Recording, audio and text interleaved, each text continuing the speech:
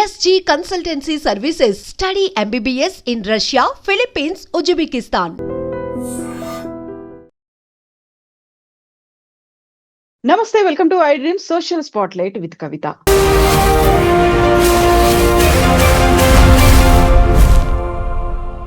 Japan లో ఏం జరగబోతోంది? మరికొద్ది గంటల్లో భూగోళం మీద ప్రపంచ పటంలో జపాన్ ఉండదా?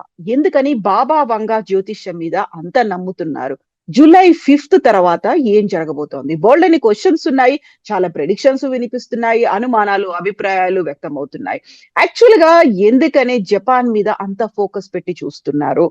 మనతో పాటుగా ఉన్నారు ఫిజిక్స్ ప్రొఫెసర్ మనోహర్ గౌడ్ గారు. హలో సార్, నమస్తే. Okay madam, thank you. So ఇప్పుడు మనం ఎందుకండి మనోహర్ గారు జపాన్ మీద అంత ఫోకస్ పెట్టాము? బాబా వంగా జ్యోతిష్యం నిజమవుతుంది, కొద్ది గంటల్లో జపాన్ కి ఏమవుతోంది అనే మాటలు ఎందుకని మాట్లాడుకుంటున్నాం మనం ఇలా? జనరల్ గా హ్యూమన్ సైకాలజీ ఏంటంటే ఒక నెగిటివ్ వైపు ఎక్కువగా ఆకర్షితం అవుతుంది మేడం, ఓరియంటేషన్ అనేటటువంటిది. కాబట్టి మన యుగాంతం అప్పుడు కూడా, స్కైలాబ్ అప్పుడు కూడా 1979 లో, తర్వాత యుగాంతం అప్పుడు కూడా అందరం కూడా చర్చించుకున్నాం. అంటే ఏదైనా ఒక ఉపద్రవం ఏర్పడుతుంది, ఒక డిజాస్టర్ ఏర్పడుతుంది, అందరం అంతమైపోతున్నాం, ఒక సర్టెన్ నెగిటివ్ క్యూరియాసిటీ మొదలైన తర్వాత వాళ్ళకు ఉన్నటువంటి పర్సనల్ ప్రాబ్లమ్స్ అన్ని కూడా ఒక ఇన్స్టెంట్ టెంపరీగా మర్చిపోవడానికి ఇలాంటి ఊహాగానాలు వాళ్ళ మైండ్ లో క్రియేట్ చేసుకొని వాళ్ళు భయపడడం కాకుండా కూడా సమాజాన్ని తర్వాత వాళ్ళ నైబర్స్ కూడా భయపెట్టడానికి ప్రయత్నం చేస్తుంటారు. సైకాలజిస్ట్ ప్రకారం ఇలాంటి భయం ఎక్కువ అమెరికన్స్ లో ఉంటుంది. చాలా మంది మా మిత్రులు చెప్పడం జరిగింది. దాంట్లో మనం కొంత స్టబన్ గా ఉంటాం ఇండియన్స్. మన ఇండియన్స్ చాలా గట్టి హృదయం గల వాళ్ళు, ఇలాంటి వాటిని పట్టించుకోరు. డైలీ యాక్టివిటీస్ లో వాళ్ళు లీనమైపోతుంటారు కాబట్టి మనకు అలాంటి ప్రమాదం లేదు. మీరు అడిగినట్టుగా ఇప్పుడు జపాన్ విషయానికి వచ్చినట్లయితే, అక్కడ మనకి జపాన్ అనేటటువంటి దేశం రింగ్ ఆఫ్ ఫైర్ అనేటటువంటి లొకేషన్ లో ఉంది మేడం. మనకి ఈ రింగ్ ఆఫ్ ఫైర్ అనేటటువంటి రీజన్ ఏంటంటే, మనకి ఆసియన్, దానికంటే ముందు మనం చెప్పుకోవాల్సింది ఏంటంటే, ఈ భూమి యొక్క ఉపరితలం మొత్తం కూడా సింగిల్ సర్ఫేస్ లాగా కాకుండా కొన్ని ప్లేట్లుగా ఉంటుంది మేడం. మనం ఏదైనా ఒక వర్షం పడిన తర్వాత ఒక రేగటి నేలను మనం చూసినట్లయితే అది బీటలు వారుతుంది, ఆ ప్లేట్లుగా ఉంటుంది. అదే విధంగా ఈ భూమి యొక్క సర్ఫేస్ కూడా క్రస్ట్ అంటాం దాన్ని. అప్పర్ సర్ఫేస్ క్రస్ట్, తర్వాత మ్యాంటిల్, తర్వాత కోర్, ఇన్నర్ కోర్ అని చెప్పి 4 భాగాలుగా ఉంటుంది భూమి యొక్క కాంపోజిషన్.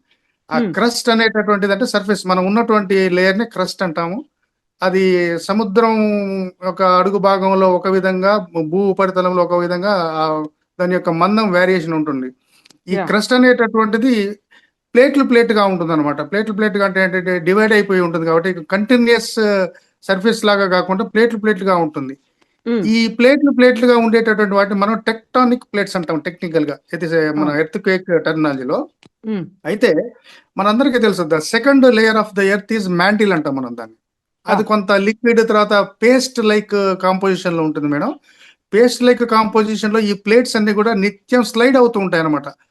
అంటే ఒక ప్రదేశం నుంచి ఇంకో ప్రదేశానికి రెగ్యులర్ గా కదులుతూ ఉంటాయి. ఆ కదులుతూ ఉండేటటువంటి క్రమంలో ఈ స్లైడింగ్ అంటాం అనమాట. మనం బాగా థిక్ గా ఉన్నటువంటి ప్లేట్ ఆ మ్యాంటిల్ లో లోతుగా ఉంటుంది, లైట్ వెయిట్ ఉన్నటువంటి ప్లేట్ ఆ థిక్ గా ఉన్నట్టే డెన్స్ గా ఉన్నటువంటి ప్లేట్ మీదకి స్లైడ్ అయ్యేటటువంటి క్రమంలో ఒరుసుకుపోతాయి అనమాట.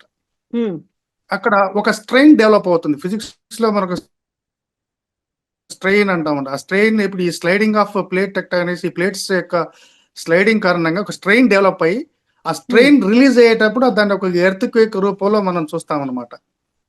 అది భూమి ఉపరితలానికి ఎంత లోతులో, కొన్ని కిలోమీటర్ లోతులో ఫామ్ అవుతుంది ఆ డిస్టర్బెన్స్ అనేటటువంటిది. ఎగ్జాక్ట్ గా డిస్టర్బెన్స్ ఫామ్ అయినటువంటి ఏపీ సెంటర్ అంటాం అనమాట. This is the general phenomenon of formation of earth quake. అయితే ఈ జపాన్ ఉన్నటువంటి, ఈ దేశం ఉన్నటువంటి ప్రదేశాన్ని రింగ్ ఆఫ్ ఫైర్ అంటారు అనమాట. ఏషియన్ ప్లేట్, తర్వాత ఇండో ఆస్ట్రేలియన్ ప్లేటు. అంటే నిత్యం ఈ ప్లేట్స్ అనేటటువంటి ఎక్కువగా స్లైడింగ్, తర్వాత ఈ ఘర్షణకు కాబడేటటువంటి అవకాశం ఉన్నటువంటి ప్రాంతం రింగ్ ఆఫ్ ఫైర్ అంటారు దాన్ని. ఒక గుర్రపు నాడ ఆకారంలో ఉంటుంది. మనం మ్యాప్ లో గూగుల్లో సెర్చ్ చేసినా కూడా మనకు దొరుకుతుంది. కాబట్టి మిగతా గ్లోబ్ లో కంపేర్ చేస్తే ఈ జపాన్ ఉన్నటువంటి ఆ ప్లేట్ ఎక్కువ ఈ ఎర్త్ క్వేక్స్ ప్రోన్ ఏరియా అంటుంటాయి. ఎర్త్ క్వేక్ ప్రోన్ ఏరియాగా మనం ఈ జపాన్ దేశాన్ని మనం ఊహించుకోవచ్చు అనమాట. మనందరికీ తెలుసు, ఇప్పుడు మనం చూస్తున్నాం, చాలా వీడియోస్ లో మనం చూస్తున్నాం, గత నెల రోజుల్లో 2 నెలల్లో 900 ఎర్త్ క్వేక్స్ వచ్చాయి. రేపు మంగా బాబా, జపాన్ ఆస్ట్రాలజిస్ట్ కదా, తర్వాత ఫోర్కాస్ట్ చేసేటటువంటి ఒక లేడీ పేరు చెప్తున్నారు. కానీ బాబా మాంగా ఇక్కడ జపాన్ లో. Manga, okay. మాంగా బాబా అక్కడ బల్గేరియా సంబంధించాము వాంగా బాబా. ఇక్కడ జపాన్ యాంటిసిపేటర్ అన్నమాట. ఈమె కూడా సునామీని ఎక్స్పెక్ట్ చేసింది, తర్వాత కోవిడ్ ఎక్స్పెక్ట్ చేసింది అని చెప్పి మనం వింటున్నాం వీడియోస్ లో. ఏంటంటే అంత స్టార్టింగ్ లో మీకు చెప్పాను, ఒక క్యూరియాసిటీ, ఒక యాంగ్జైటీ డెవలప్ చేసుకొని ఒక రకమైనటువంటి ఒక స్వాంతన చేకూరేటటువంటి హ్యూమన్ సైకాలజీలో జరిగేటటువంటి ప్రచారం అనేది చెప్పి నా ఒపీనియన్ ఏంటంటే, ఇక్కడ భూమి మొత్తం మీద కూడా దాదాపు ప్రతి సంవత్సరం కొన్ని లక్షల భూకంపాలు వస్తుంటాయి మేడం. ఇక్కడ మన జపాన్ కనుక తీసుకున్నట్లయితే ప్రతిరోజు 2 నుంచి 3 భూకంపాలు, తర్వాత ఒక సంవత్సర కాలంలో 1500 భూకంపాలు వస్తుంటాయి. నేను ఇంతకుముందు చెప్పాను, రింగ్ ఆఫ్ ఫైర్ అనేటటువంటి ఏరియాలో ఉంది కాబట్టి నిత్యం ఈ ప్లేట్స్ అనేటటువంటి ఒకదానికి ఒకటి వరుసుకుపోయి ఆ స్ట్రెయిన్ డెవలప్ అయ్యి ఎర్త్ కేక్స్ వస్తుంటాయి. అదే ఒక ఎర్త్ కేక్ అనేటటువంటి ఒక భారీ మ్యాగ్నిట్యూడ్ లో ఉందనుకోండి, మనందరికీ తెలుసు ఎర్త్ కేక్ యొక్క తీవ్రతని మనం రిక్టర్ స్కేల్లో కొలుస్తాం మేడం. అవును. ఆ గ్రాఫ్ ఏమో సెస్మిక్ గ్రాఫ్ అంటాం మనం, మనందరికీ తెలుసు. ఒక గ్రాఫ్, ఒక నీడిల్ ఎప్పుడు కదులుతూ ఉంటుంది. ఆ భూమిలో అలజడి ఏర్పడ్డప్పుడు ఆ నీడిల్ కదులుతూ ఆ ఇంటెన్సిటీ రికార్డ్ చేస్తుంది. కానీ మనం ఆ తీవ్రతను కొలిసేటటువంటి స్కేల్ ఏమో రిక్టర్ స్కేల్ అంటాం. దాన్ని 1 నుంచి 9 వరకు ఉంటుంది. ఇంతవరకు చరిత్రలో 10 ఇంటెన్సిటీ ఉన్నటువంటి ఎర్త్ క్వేక్స్ మనకి రికార్డ్ అవ్వలేదు. 9 అంటేనే గందరగోళం ఏర్పడుతుంది కాబట్టి మనకి 4 నుంచి మనం ఆ ఎర్త్ క్వేక్ మనం ఫీల్ అవుతుంటాం. 7, 8 ఆ రిక్టర్ స్కేల్లో ఉంటే మాత్రం అది భారీ విధ్వంసం, ప్రాణ నష్టం జరుగుతుంది. కాబట్టి అదే భూకంపం కనుక సముద్ర గర్భంలో ఏర్పడినట్లయితే ఆ నీటిలో అలజడి ఏర్పడి ఆ తీరంలో ఉన్నటువంటి నీటి యొక్క అలలు కొంత వెనుకకు లాగబడతాయి. ఎందుకంటే అలజడి మనకు తెలుసు, wave is nothing but disturbance maybe it in water or air. ఆ వాటర్ లో అలజడి ఏర్పడుతుంది కాబట్టి ఆ నీటి తరంగం అలజడికి లోనైనప్పుడు చాలా ఎత్తుకు అది వెళ్లాల్సి ఉంటుంది. సునామీ అంటే మన జపాన్ లాంగ్వేజ్ లో హై టైడ్ మేడం. సునామీ అంటే హై టైడ్. టైడ్ ఎత్తుగా వెళ్ళాలి అంటే మనకు తెలుసు కదా మేడం, అది వెనక్కి లాక్కోవాల్సి వస్తుంది. హైట్ కి వెళ్ళే కొద్ది ఏమైతుంది, హైట్ పెరగాలంటే ఏంటిది, వెనక్కి జరగాలి, ఇంకా ఎక్కువ లాగాలి, ఫోర్స్ తో లాగాలి. ఎగ్జాక్ట్లీ వెనక్కి లాగినప్పుడు మన పిచ్చి టూరిస్టులు వీళ్ళందరూ ఏంటంటే పీపుల్ సముద్రం వెనక్కి పోయిందని చెప్పి, మన అంతకుముందు 24 లో వచ్చినటువంటి సునామీ కూడా అదే జరిగింది. విశాఖపట్నం బీచ్ లో కానీ శ్రీలంక బీచ్ లో సముద్రం వెనక్కి లాక్కుంది. వెనక్కి ఎందుకు లాక్కుంటుందంటే అలా ఎత్తు పెరుగుతున్న కొద్దీ తీరంలో ఉన్నటువంటి అలా వెనక్కి లాక్కోవడం కారణంగా ఈ ప్రజలందరూ కూడా వాళ్ళకి అవివేకంతో తెలియక మూర్ఖంగా సముద్రంలోనికి వెళ్ళడం జరిగింది. అది ఒకేసారి మళ్ళీ దాదాపు 30, 40, 50 మీటర్ల హైట్ తోటి ఒకేసారి మీద పడేసరికి చాలా మంది మృత్యువాత పడ్డారు. కాబట్టి ఇక్కడ ఇప్పుడు జరుగుతున్నటువంటి ప్రచారం ఏంటంటే, ఎట్లాగా యాంటిసిపేట్ చేసింది కాబట్టి ఈ భూకంపాలు 900 దాకా వచ్చాయి. రేపు జూలై 5వ తేదీ 2025లో కూడా విధ్వంసం జరగబోతుంది, జపాన్ మొత్తం మునిగిపోతుందని చెప్పి ఒక ప్రచారమే తప్ప నాకున్నటువంటి ఒపీనియన్ ప్రకారం అయితే రేపు ఎలాంటి ఉపద్రవం జరగదు. అదేదో వీడియోలో చూపించినట్టుగా క్లౌడ్ ఫార్మేషన్ అనేటువంటిది ఒక న్యాచురల్ ఫినామినన్. జపాన్ వాతావరణంలో ఏర్పడేటటువంటి ఒక న్యాచురల్ ఫినామినన్ కారణంగా డిఫరెంట్ టైప్స్ ఆఫ్ క్లౌడ్స్ ఏర్పడతాయి, అంతే తప్ప ఇంటర్నెట్ తర్వాత లింకింగ్ ఫెయిల్యూర్ అవుతుంది. ఫ్లైట్స్ రద్దు చేశారంటే ఎందుకు చేయరు మేడం? ఫ్లైట్స్ మన దగ్గర కూడా తెలుసు మేడం, సిగ్నల్స్ లేవు, సిగ్నల్స్ ఆగిపోయాయని చెప్తున్నారు, ఫ్లైట్లన్నిటిని రద్దు చేశారని చెప్తున్నారు. ఏమవుతోంది అనే దానికంటే కూడా ఒక భయం ఉందా, లేకుంటే ఒక అనుమానాలు ఎక్కువ ఉన్నాయంటారు దాన్ని? అనుమానం మేడం, లేనిపోయిన ఫాల్స్ యాంగ్జైటీ ఏంటంటే లేనిపోయిన ఆందోళన క్రియేట్ చేసుకోవడం. ఇప్పుడు క్లౌడ్గా ఏర్పడింది మేడం, క్లౌడ్స్ ఏర్పడే మనం చూసాము. క్లౌడ్స్ ఏర్పడినప్పుడు వాళ్ళకి ట్రాన్స్పరెన్సీ పైలట్స్ ఉండదు కదా మేడం. వాళ్ళకి ఇప్పుడు మబ్బులు పట్టినప్పుడు, మంచు పట్టినప్పుడు మనం సాధారణంగా వార్తల్లో వింటుంటాం, కొన్ని ఫ్లైట్లు రద్దు చేశారు మంచు కారణంగా అని చెప్పి. అవును. అలాంటి ఒక ప్యాటర్న్ ఇక్కడ సముద్రం మీద, పాసిఫిక్ ఓషన్ మీద ఏర్పడింది. ఆ క్లౌడీ ప్యాటర్న్ ఏర్పడింది కాబట్టి ఫ్లైట్స్ క్యాన్సిల్ చేశారు. ఇంటర్నెట్ అనేటటువంటి మనందరికీ తెలుసు, ఇంటర్నెట్ అనేది యాక్చువల్లీ కేబుల్స్ ద్వారా వస్తుంది మేడం. మనకి చాలా మంది ఊహించినట్టుగా మన ఇంటర్నెట్ సర్వీసెస్ అనే శాటిలైట్స్ ద్వారా రావు. కేవలం కేబుల్స్ ద్వారా అక్కడ ఉన్నటువంటి వాతావరణ జరిగేటువంటి ఫ్లక్చుయేషన్స్ కారణంగా చిన్న 1-2 ఫ్లక్చుయేషన్స్ కూడా మనం భూతత్వంలో పెట్టి చూస్తాం. జెన్యూనిటీ మనకు తెలియదు. ఎవరు పడితే వాళ్ళు ఇన్ఫర్మేషన్ మనం స్ప్రెడ్ చేస్తున్నారు తప్ప when we look into the actual genuine information disseminated by the Japan officials is different. వాళ్ళు కొట్టిపారేస్తున్నారు, ఇవన్నీ కూడా కొట్టిపారేసి nothing is going to happen, it is a common phenomenon, natural phenomenon. జపాన్లో అయితే సర్వసాధారణమే కాబట్టి ఈ డేట్ ని యుగాంతం వచ్చినప్పుడు మనం అందరం అనుకున్నాం కదా మేడం, అందరం అయిపోతున్నాం అన్నట్టు అనుకున్నాం కదా. ఏమి జరగదు. నేను ఇదే విషయంలో చెప్పాను, నేను ఏమీ జరగదు. అదొక రకమైన పీరియాడికల్ చేంజ్. మయాన్ క్యాలెండర్ లో ఒక ఎరా మారుతుంది అనేటటువంటి విషయాన్ని కూడా ఆ రోజు మనం డిస్కస్ చేసుకున్నాం. రేపు కూడా మాంగా బాబా గారు గెస్ట్ చేసి ఉండొచ్చు, కానీ నా నా opinion as a being physics professor and anticipator, తర్వాత ఆన్గోయింగ్ సంఘటనలు మనం గమనించినట్లయితే, out of anxiety and false curiosity these people are spreading this fabricated information news. ఎందుకంటే ఇక్కడ సైకాలజీ కూడా ప్లే చేస్తుంది. అంటే మనుషులు అనే వాళ్ళు ఏం చేస్తారో తమకున్నట్టు వ్యక్తిగత సమస్యలను అధిగమించుకోవడానికి, తాత్కాలికంగా మర్చిపోవడానికి కూడా, రేపు అందరం మనం చచ్చిపోతున్నాం, మేము భూమి అంతా బద్దలైపోతుంది, ఆస్ట్రాయిడ్ వచ్చి ఢీ కొంటుంది అని చెప్పి 1 or 2 days వాళ్ళు ఆ విధంగా కొంత out of insecurity and defence mechanism ఆ విధంగా స్ప్రెడ్ చేస్తుంటారు. కానీ 100% రేపు tomorrow nothing is going to happen. Japan is safe and tourist can pass as usually.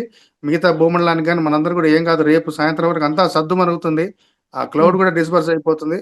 ఎల్లుండి నుంచి ఎవరు కూడా ఈ జూలై 5వ తేదీ గురించి ఎవరు కూడా మాట్లాడడం జరగదని చెప్పి నా అభిప్రాయం మేడం. సో ఇప్పుడు జపాన్ తో పాటుగా నైబరింగ్ కంట్రీస్ ఏవైతున్నాయి వాటి మధ్యలో గ్యాప్ పెరుగుతుంది, సముద్రం చీలి ముందుకు వస్తోంది, దూరాలు పెరుగుతున్నాయి, ఇలాంటివన్నీ మిస్తున్నాయి. దీంతో పాటుగా అవన్నీ సముద్రం అంతా జపాన్ ని ముంచెత్తుతుంది, మింగేస్తుంది అనేది. మేడం ఇంతకుముందు చెప్పాను మీకు, ప్లేట్స్ అనేటటువంటి అసలు మనకి చీలికలు కనిపిస్తున్నాయని చెప్పండి మేడం. నేను మీకు ఎక్స్ప్లెయిన్ చేశాను, మనం అందరం ప్లేట్స్ మీద ఉన్నామని చెప్తున్నాం.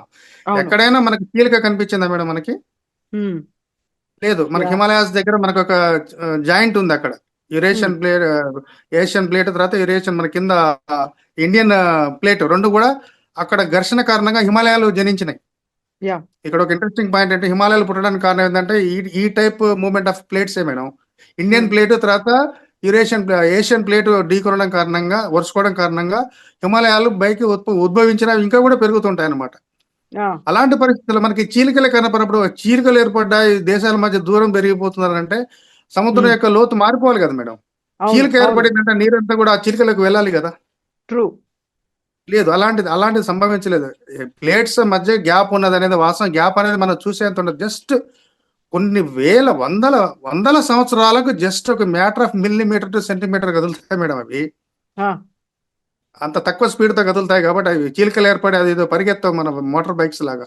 కాకపోతే వీళ్ళు ఆ విధంగా చెప్పాను కదా మేడం, మనం మ్యాగ్నిట్యూడ్ చేసి భూతత్వంలో పెట్టి చూస్తుంటారు కాబట్టి, ఆ విధంగా చెప్తేనే వినేవాళ్ళు కూడా వింటారు కాబట్టి అలాంటి ఫ్యాబ్రికేటెడ్ మెసేజ్ని వీళ్ళు క్రియేట్ చేస్తున్నారు. ఇంకొకటి ఏంటంటే, ఇదే రింగ్ ఆఫ్ ఫైర్ ఏరియాలో మనకు దాదాపు ఒక 450 దాకా నిద్రావస్థలో తర్వాత యాక్టివ్గా ఉన్నటువంటి అగ్నిపర్వతాలు ఉన్నాయి.